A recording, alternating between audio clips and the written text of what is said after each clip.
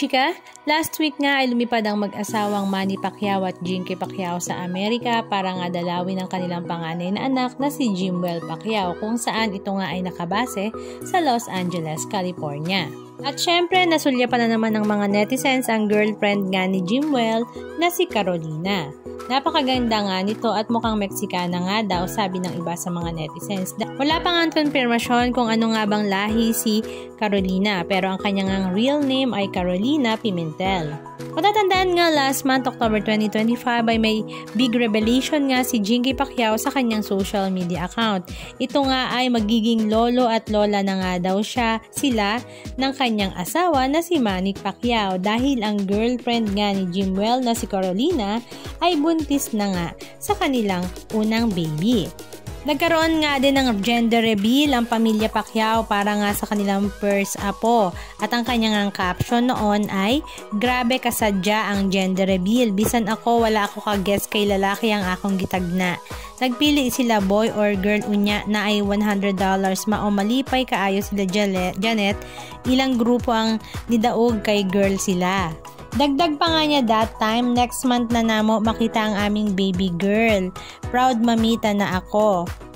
At kahapon nga, November 9, US local time, ay nagkaroon naman sila ng baby shower bago nga manganak si Carolina sa kanilang first baby.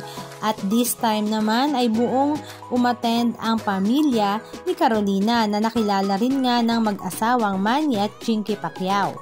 Ayon nga kay Jinky ay napakagandang buntis nga daw ni Carolina, kaya naman ang comment ng mga netizens ay mukhang halatang babae nga daw talaga ang baby dahil super blooming nga daw ng partner ni Jimwell. Halika at panoorin natin ang ilan sa mga video clips ganap na kanilang ibinahagi sa kanilang mga social media accounts.